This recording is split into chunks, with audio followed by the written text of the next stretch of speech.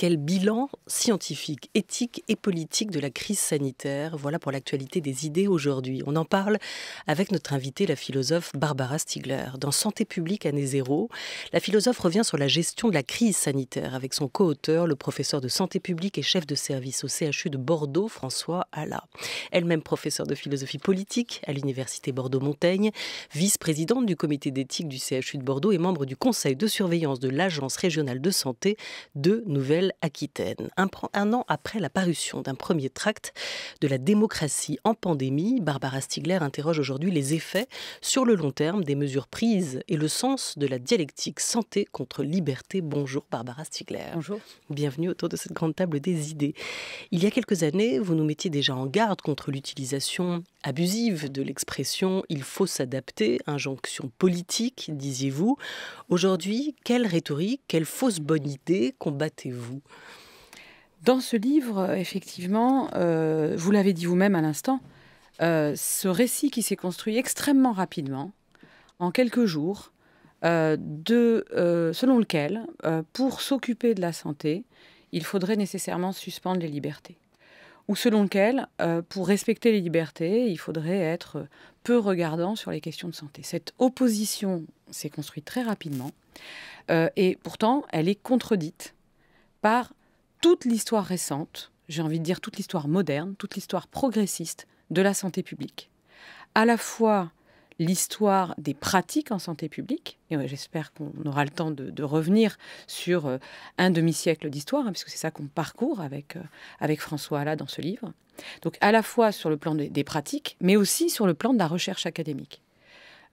Et aussi sur le plan des textes institutionnels, des grandes chartes, des principes de droit qui résultent de tout cela. Donc, en fait, on a une histoire qui, depuis 50 ans, tend à imposer l'idée avec des arguments très puissants que pour être efficace en santé, les leviers doivent être nécessairement articulés au respect de l'autonomie, au respect de la démocratie et à tout un ensemble de libertés, sans quoi on est inefficace en santé. Et bizarrement, d'un seul coup, tout ceci a volé en éclats. Tout a été oublié, comme si nous étions à l'an zéro et qu'il fallait repartir entièrement à zéro, intellectuellement et dans les pratiques. Ce qui a eu pour moi un effet de sidération. Et donc, on a Vous ne pensez pas justement que cet an zéro a été le fruit d'une sidération aussi pour eux, pour les décideurs politiques, pour les décideurs publics? Bien sûr, il y a eu toutes sortes de sidérations que je ne vais pas détailler ici. Mais moi, ma sidération, ça a été celle-là. Ça n'a été pas du tout de voir un virus mortel nous arriver, puisque je n'ai rien prévu de l'arrivée de ce virus, évidemment.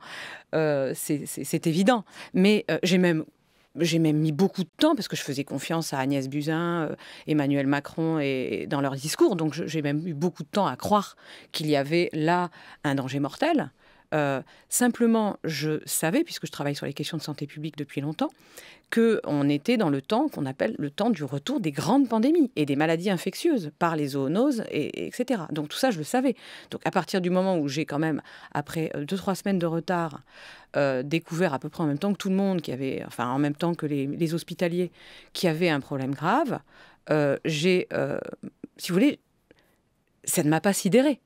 Ce qui m'a sidéré, et ce qui a sidéré François Alla et les soignants et les chercheurs avec lesquels nous travaillons, c'est les réactions que cela a déclenchées à la fois chez beaucoup de gouvernants, en France et à l'étranger, pas seulement en France, et aussi dans la société. Voilà, ce rapport, vous le disiez, entre liberté et santé, ou plutôt cette opposition-là, ça n'a pas été dit clairement, mais ça s'est traduit très pratiquement par un confinement, qui est la première application de cette opposition-là.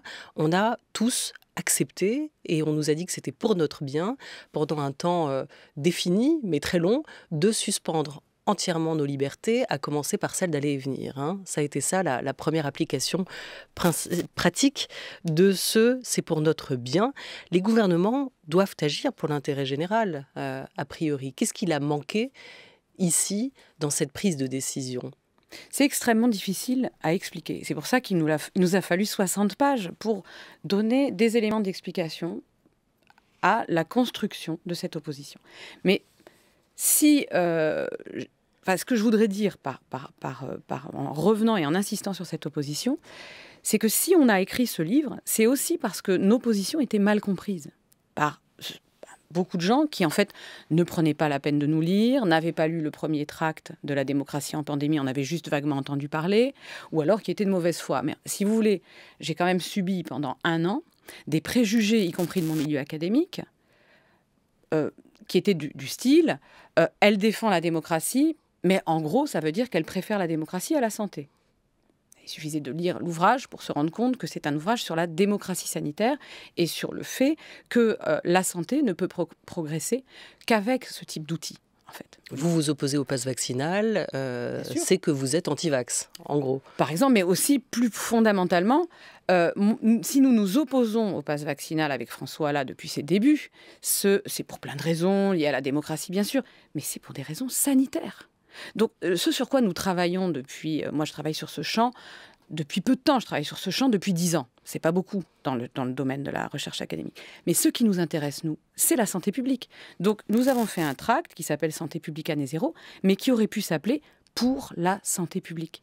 Et c'est cette rectification qu'on veut faire là. Nos arguments ne sont pas des arguments de type libéraux, de l'affirmation de liberté inconditionnelle, sans réflexion sur les conséquences, etc., de droit absolu dont on n'aurait pas le droit de parler précisément. Il ne s'agit pas de ça.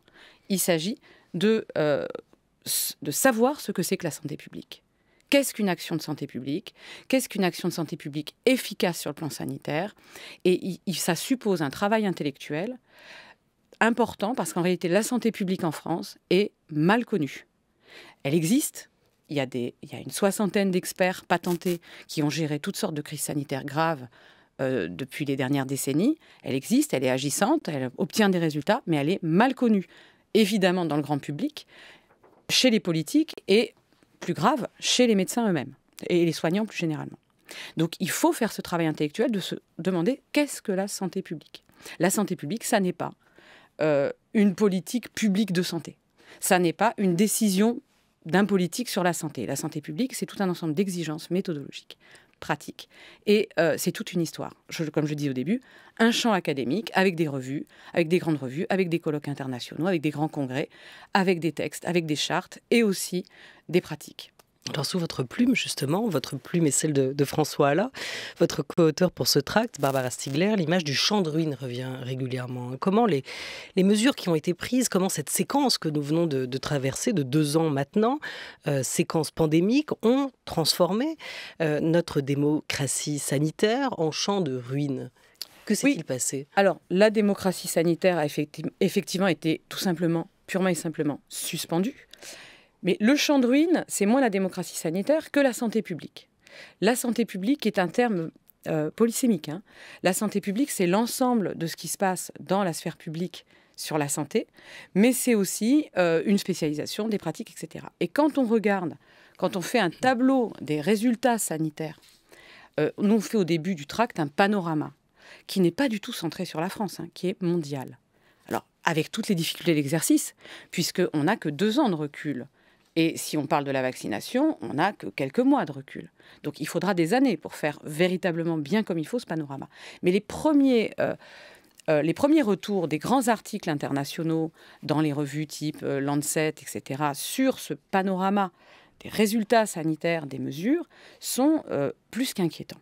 Et donc on s'appuie sur toute cette littérature scientifique pour essayer d'expliquer qu'effectivement, il y a eu à la fois sur le plan sanitaire somatique, tout ce qui concerne les maladies organiques du corps humain, il y a eu des résultats très très inquiétants de toutes ces mesures, mais aussi sur le front du Covid lui-même, où des mesures ont pu être complètement contre-productives pour le Covid lui-même et la prise en charge des personnes atteintes ou très à risque. Et enfin, on pourra détailler si vous voulez, bien sûr. Et enfin, sur le plan, bien sûr, ça tout le monde l'entend maintenant, de la santé mentale, qui n'est quand même pas un petit secteur de la question sanitaire. C'est-à-dire que quand vous avez une santé mentale qui est profondément dégradée dans des aires culturelles très grandes, évidemment, ça va avoir des effets. On le voit aujourd'hui, ça a des effets sur le travail, ça a des effets considérables, en fait, sur le développement des enfants, etc. Ce que vous dites, c'est que quand on fait un bilan, ou si on s'essaye à un bilan, on ne peut pas simplement réduire la focale au nombre de lits occupés ou pas par des malades du Covid dans un hôpital. Il faut, à un moment, élargir le cadre, hein, et que dans tout bilan, il faut accepter qu'il y ait du bon et du moins bon. Les décideurs publics mettent en avant souvent leur succès, c'est plutôt logique, mais on a passé sous silence, vous dites, les conséquences quand même assez délétères de certaines de ces mesures sanitaires, même très délétères, et notamment pour les plus fragiles. On s'est assez peu interrogé sur le bilan de ces mesures dans les EHPAD, hein, pour les personnes âgées. On s'est peu interrogé sur le bilan de ces mesures pour l'enfance et pour la jeunesse aussi. On a peu interrogé les conséquences de ces mesures dans les parcours de soins des personnes souffrant de maladies graves, des parcours qui ont été interrompus parce qu'il fallait faire de la place dans les hôpitaux. C'est tout ça, et les troubles psychiques et la santé mentale, cet état des lieux qui n'a pas réellement été fait, qui devrait être discuté aujourd'hui. Bien sûr, parce que ça appelle des discussions complexes, difficiles. Il faut du temps pour faire face à toutes ces questions, c'est difficile. Et donc il faut un espace public et académique extrêmement actif où ce soit possible de discuter. Le problème, c'est que ces 2 ans ont aussi correspondu à une dissolution des espaces académiques qui ont été suspendus, qui ont été confinés, où des processus délétères se sont mis en place, où les gens se sont isolés, où les gens se sont radicalisés dans des positions un peu caricaturales. Hein, c'est la partie qu'on a appelée « je suis pour ». Il y a ceux qui sont pour le vaccin, il y a ceux qui sont contre le vaccin, y compris dans le champ académique. Il y a ceux qui seraient pour le masque, il y a ceux qui seraient contre le masque. Il y a ceux qui seraient pour l'enfermement, il y a ceux qui seraient contre l'enfermement. Ce genre de polarisation totalement caricaturale, ce n'est pas comme ça que fonctionne une université, ce n'est pas comme ça que fonctionne le monde de la recherche, ce n'est pas comme ça non plus que doit fonctionner l'espace public. L'espace public, hein, au sens où il est constitutif d'une démocratie dans laquelle le savoir circule d'une manière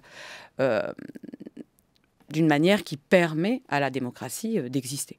Parce que sans espace public où le savoir circule, la démocratie est un spectacle fallacieux, mais ce n'est pas une démocratie. Ou alors c'est une collection d'opinions et de goûts et de couleurs qui conduisent à la fin à la stasis et à la dissolution de la société. Donc là, ça impliquait du même coup des discussions à la fois citoyennes, professionnelles et scientifiques extrêmement nourries. Et tous ces espaces publics ont été congelés, confinés, dissous. Et il faut absolument que l'on sorte de cela. Nous sommes dans un moment de discussion collective politique. Il faut absolument, c'est pour ça que je me réjouis d'être ici, et toutes affaires cessantes, je suis venue à votre grande table, parce qu'il faut se saisir de tous les moyens pour qu'il y ait une discussion citoyenne, collective et académique et professionnelle autour de ce bilan. On a fêté le 17 mars dernier, c'était il y a quelques jours, les 2 ans de ce confinement. Il n'y a rien eu. Il n'y a pas eu de discussion, il n'y a pas eu de documentaire, il n'y a pas eu de bilan, il n'y a pas eu de grande soirée à la télévision ou nulle part. Enfin, moi, j'ai rien vu. Après, j'ai pas tout épluché. Hein. Peut-être des choses qui m'ont échappé, mais enfin, le 17 mars, ça aurait mérité un anniversaire. Ou je ne sais quoi, ou une journée de deuil, mais peu importe. Mais quelque chose. Et puis, le 4 mars dernier, c'était les 20 ans de la loi Kouchner. Une des lois les plus importantes dans le monde sanitaire. Celle qui a imposé l'idée d'un consentement libre et éclairé du patient pour tous les actes qui concernent sa santé. Tous. Et l'idée que le soignant doit le soigner, même s'il ne consent pas. Et l'autre idée qui est dans cette loi, il y en a d'autres, c'est la démocratie sanitaire. L'idée que le monde de la santé doit être un monde articulé sur des principes démocratiques, dans lequel il y a des droits individuels qu'on ne peut transgresser et dans lequel il y a des droits collectifs qu'il faut encourager, construire, faire vivre institutionnellement et qui donne au pouvoir un pouvoir potentiellement considérable, à la fois aux patients, mais aussi, pourquoi pas, aux soignants qui travaillent et à toute la société. Et cette loi, elle n'a pas résisté, cette loi Kouchner, à la tornade pandémique. Mais non seulement elle n'a pas résisté, mais elle a été tout simplement suspendue. Et il y a quand même un petit problème, parce qu'il y a quand même quelque chose qui s'appelle le Code de la santé publique. Et cette loi Kouchner, elle est dans le Code de la santé publique. Donc, pour le 4 mars dernier, normalement, je veux dire, si tout se passait normalement, on aurait dû fêter cette loi en grande pompe. non seulement le gouvernement, bien sûr, c'est tout à fait son rôle, le ministère de la Santé, d'organiser un grand anniversaire sur la loi Kouchner, mais bien sûr, partout, les institutions auraient dû faire cela. Moi, j'ai essayé d'organiser les 20 ans de la loi Kouchner, sur laquelle, moi, je ne m'agenouille pas devant la loi Kouchner. Je vois juste que c'est un changement considérable, qu'il y a des manques dans la loi, mais il y a aussi des vrais leviers de transformation qui font le quotidien des soignants. Et j'estime qu'on doit faire aussi un bilan de ces 20 ans. Et le quotidien des patients, d'ailleurs. Et le quotidien des patients, justement, c'est un exemple pratique de ce que cette loi Kouchner permet et qui n'a pas été appliqué dans ces 2 dernières années. Alors, il faut d'abord savoir que cette loi Kouchner, qui permet très pratiquement que si vous vous retrouvez à l'hôpital pour une maladie grave, dans laquelle votre présence va charger les lits, compliquer la vie des gens, etc. Parce que quand on a une maladie grave, un cancer par exemple, ça va compliquer beaucoup de choses. Mais si vous dites à votre oncologue qu'en fait vous voulez pas cette chimio, ce qui va compliquer les choses dans le service, forcément. Ou que vous êtes diabétique et vous dites je veux pas suivre cette discipline que vous m'imposez, ce qui à tous les coups va surcharger le lit dans 15 jours, peut-être. Eh bien, vous, en tant que diabétologue ou cancérologue, vous êtes obligé de respecter cette décision. Vous êtes obligé, malgré tout, de continuer à soigner cette personne.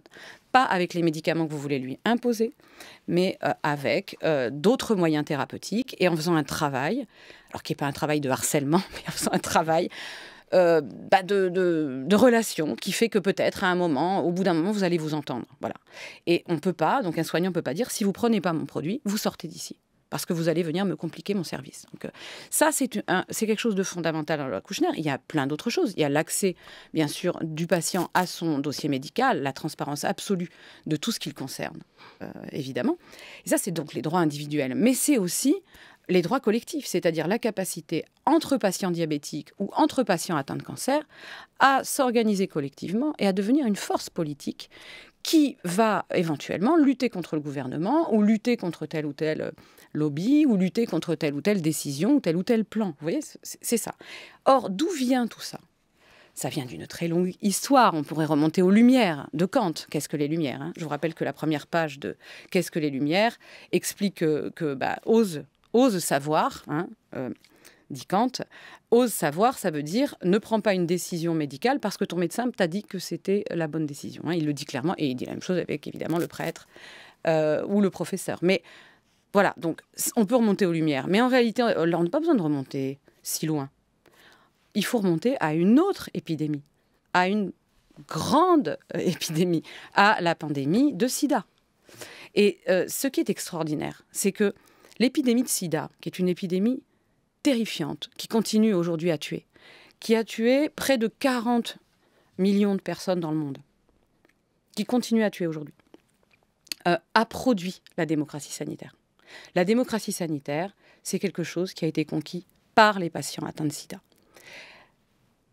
Et ce qui est extraordinaire, c'est qu'un virus redoutable et mortel ait pu finalement inventer la démocratie sanitaire, enfin pas le virus lui-même évidemment, mais la rencontre entre ce virus et l'état de nos sociétés à l'époque, alors qu'un autre virus, tout aussi redoutable, mortel également, va conduire à faire l'inverse. Mais c'est une énigme incroyable. Mais ce que vous dites, c'est que vous êtes aussi quand même étonné quand vous rédigez ce texte avec François Hallat, intrigué par la rapidité avec laquelle cette loi de 2002, cette loi Kouchner, a pu être enterrée par la crise sanitaire actuelle, que peut-être justement, ça a révélé les fragilités intrinsèques d'un modèle de démocratie sanitaire qui s'était imposé jusqu'ici, qui a une longue histoire et on a commencé à l'évoquer, que cet argument de l'urgence vitale et de la menace virale n'explique pas tout, il montre aussi les fragilités de ce système. Alors vous dites, on n'a pas écouté les universitaires, on n'a pas suffisamment ouvert le débat, vous n'êtes pas la seule à regretter cette absence de concertation, voire de discussion. On va écouter les mots du président de France Asso Santé, qui regroupe 80 associations de santé, membres donc de ce vaste ensemble, les mots de Gérard Raymond. On a eu une réunion la semaine dernière avec le ministère du Travail et le ministère de la Santé. Nous avons fait tout l'ensemble de ces propositions. On n'a pas senti une grande envie de poursuivre les négociations pour voir arriver à ces mesures-là qui nous paraissent être aujourd'hui essentielles. Oh, ça nous met en colère. Ça fait quand même maintenant plusieurs mois que nous ne sommes pas forcément bien entendus et surtout écoutés. Nous avons constaté qu'effectivement, l'ensemble des citoyens et des usagers de la santé ne participaient pas aux décisions politiques, on l'a dit. La démocratie en santé a été quand même une des pannes qui n'a pas été prise en considération. Aujourd'hui, effectivement, on voit bien que la communication ne passe plus entre les citoyens et les dispositions ou les recommandations prises par le gouvernement. Nous pourrions être un relais, mais à condition d'être associés effectivement au contenu de ces décisions-là. Voilà, pas de concertation, nous dit Gérard Raymond, président de France Asso Santé, qui a beaucoup œuvré de son côté pour que les associations deviennent aussi des véritables partenaires, des acteurs de santé et des interlocuteurs légitimes pour la prise de décisions publiques. On est à l'automne 2020 quand il fait cette déclaration, donc quelques mois après le grand confinement. Il n'y a pas eu de concertation non plus avec les associations. Pourquoi? Comment l'expliquer? L'État a décidé de prendre ses décisions seul, entouré d'un groupe d'experts. Alors, ce n'est pas l'État, hein, c'est quelques individus. C'est le président de la République et ses plus proches conseillers. Ce n'est pas l'État. L'État, c'est autre chose. En philosophie politique, l'État, on peut considérer peut-être que c'est un monstre froid, mais enfin, c'est une entité immense. Donc parfois, il est difficile de savoir ce qu'il est en train de faire. Ce n'est pas l'État qui a fait ça. Et d'ailleurs, moi, j'ai pas fait, contrairement à ce que j'ai vu dans un article sur le Tract, j'ai pas fait une critique virulente de l'État. J'ai fait une critique pendant 2 ans de certaines décisions politiques. Donc c'est pas pareil. Enfin, le président de la République est le chef de l'État, est un chef d'État. Oui, il prend des décisions aussi. De fait, mais il n'est pas l'État. D'accord. Oui, mais c'est hyper important de dire ça. Parce que moi, j'ai pas critiqué l'État et je critique pas l'État dans l'affaire. Je conteste la décision de certains gouvernants. Je vais vous citer 4 pays qui m'intéressent tout particulièrement. Le Canada, Justin Trudeau. En Italie, Mario Draghi. Mario Draghi, Justin Trudeau et le chef de l'État français ont une politique très, très, très proche. C'est la même politique, à peu de choses près, hein, avec quelques nuances. C'est une vision extrêmement autoritaire des décisions. Et on aboutit à peu près à la même chose, c'est-à-dire vous avez à la fin, au bout de 2 ans, des parias, des antivax, des gens qui sont des non-citoyens qu'il faut réduire. Alors vous avez ça au Canada, vous avez vu ce que ça a donné avec les convois de la Ottawa et toutes ces images absolument abominables. Et puis vous avez en Italie, personne n'en parle, mais en Italie, c'est un désastre. Moi j'ai des gens, par exemple des journalistes de la RAI, qui m'expliquent qu'ils n'ont plus de vie. Tout simplement parce qu'ils ont critiquer ceci ou cela, ou parce que pour une raison médicale, ils ne pouvaient pas prendre tel vaccin, ils perdent leur travail. Enfin, il faut voir jusqu'où ça va. On a donc des pays qui ont été particulièrement loin dans l'autoritarisme, et ça a été le cas en France. La France a, sur certains points, pour des raisons très, très étranges, été complètement à l'encontre de ces visions autoritaires, par exemple de fermeture de toutes les écoles, et ça tient à la bizarrerie Blanquer. Bon, évidemment, il y a des incohérences hallucinantes à l'intérieur du gouvernement, mais je vais pas m'étaler là-dessus. C'est juste qu'il y a vraiment quelques pays qui ont été particulièrement autoritaires. Et il y a un pays, Israël, qui a inventé le Green Pass, ce qu'on appelle, nous, le pass sanitaire, qui a imposé de manière extrêmement autoritaire toute une série de mesures, mais qui a au moins eu le mérite régulièrement de reconnaître qu'ils s'étaient trompés. Par exemple, les gouvernants israéliens ont dit on a mis en place le Green Pass, puis on s'est rendu compte que ça créait des clusters. Au moins, eux ont eu ils ont parfois été très inventifs dans l'autoritarisme, mais ils avaient au moins la capacité à reconnaître leurs erreurs. Barbara Stiegler, juste pour comprendre, quand est-ce qu'une décision devient pour vous autoritaire? Une décision, c'est une décision. Elle s'impose à tous, on est d'accord. Quand est-ce qu'elle devient autoritaire? Quand est-ce qu'elle est légitime? Quand on peut documenter qu'elle a été prise par quelques personnes, sans aucune forme de consultation. Alors j'appelle consultation, non pas demander aux gens de venir faire un petit blabla qu'on écoute à peine et ensuite décider. J'appelle consultation une véritable relation d'interlocution où il y a quelque chose qui se passe. Alors il se trouve, et c'est parfaitement documenté, je vous invite à regarder un livre très intéressant sur le plan même documentaire, qui est Covid-19, une crise organisationnelle. C'est un livre qui est paru, qui n'a pas été suffisamment relayé, qui est paru aux presses de Sciences Po, Paris, qui est rédigé par des spécialistes de santé publique, qui décrivent très bien comment toutes les institutions de santé publique ont été mises sur la touche, systématiquement. Les experts patentés, avec leurs limites, mais ce n'est pas la question. Tout ça a été mis systématiquement sur la touche, et à la place... Mais il y a quand même eu le conseil scientifique. Je sais ce que j'étais en train de dire, j'y viens. Et à la place, Emmanuel Macron a créé un conseil scientifique à sa main, à sa botte. Rapidement, ça s'est mal passé, parce qu'en fait, il a fait porter le chapeau des élections municipales. Vous vous souvenez? Il a fait porter le chapeau des élections municipales au conseil scientifique. Le conseil scientifique a dit « Vous êtes bien gentil, mais ce n'est pas nous qui sommes responsables de cette histoire d'élection municipale. » Donc ça s'est mal passé. Ensuite, il a créé du coup un autre conseil à sa main, le CAIR. Ça ne s'est pas très bien passé non plus. Et très rapidement, il a donné tout ça à BVA Nudge Unit, c'est-à-dire une boîte de sciences comportementales et de nudging qui a été très importante dans l'affaire, puisqu'elle a, par exemple, produit, entre autres choses très inventives, les auto-attestations de sortie. Donc l'idée, c'est de modeler les comportements des populations par des outils liés aux neurosciences. Tout le monde peut aller regarder ça sur Internet, BVA Nudge Unit, voilà. C'est passionnant, sur les sciences comportementales. Donc là, il y a eu beaucoup d'argent et beaucoup de pouvoir donné à ces conseillers-là. Et puis, bien sûr, tous les cabinets de conseil qui, aujourd'hui, c'est le scandale qu'on vit aujourd'hui, McKinsey Gate, sur les réseaux sociaux, c'est comme ça que ça s'appelle. Donc, pas seulement McKinsey, mais qui a conseillé le gouvernement, notamment sur la stratégie vaccinale et sur tous ces sujets, effectivement. Donc, l'idée générale était laquelle? Donc, je vous réponds. Oui. L'idée générale était l'État, justement, est incompétent. Toutes ces institutions, on va perdre du temps avec tous ces experts qui vont nous empêcher d'être pragmatiques et efficaces. Donc, on va tout décider tout seul avec des consultants qui, entre nous soit dit, n'y connaissent strictement rien. Parce que, en fait, les gens qui sont chez McKinsey sont parfaitement incompétents dans le domaine sanitaire et dans le domaine de la santé publique. D'accord? Il faut quand même le dire. D'où le scandale qui éclate aujourd'hui, qui est un scandale gravissime. Certains parlent d'affaires d'État.